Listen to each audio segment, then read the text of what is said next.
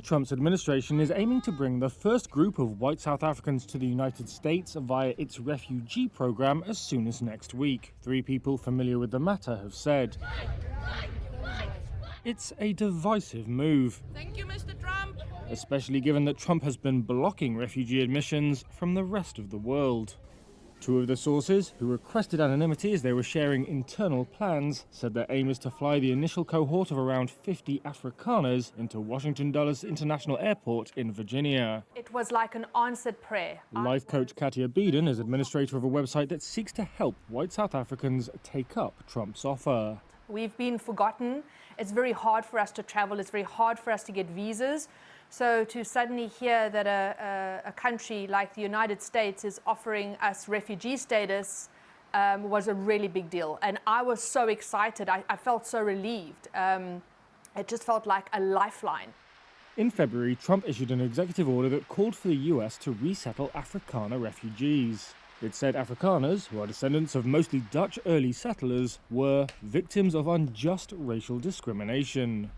The assertion that minority white South Africans face discrimination from the black majority has spread in far-right circles for years and been echoed by Trump's white South African-born ally, Elon Musk. I guess the key issue just to highlight is that none of this is actually true. Political analyst TK Poe says the refugee scheme has created a false narrative that South Africa is a country going through some civil war. And then secondly, within the internal borders of South Africa, it really has created a lot of division. It's almost as though President Trump has gone out of his way to sow internal divisions.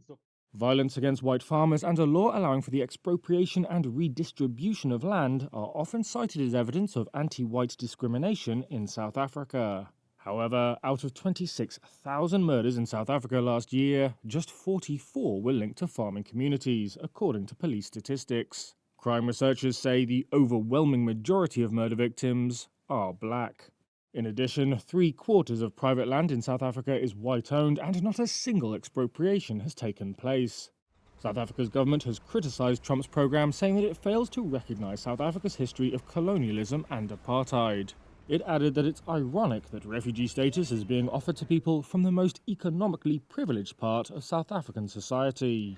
The average white household owns 20 times the wealth of the average black household, according to international academic journal The Review of Political Economy.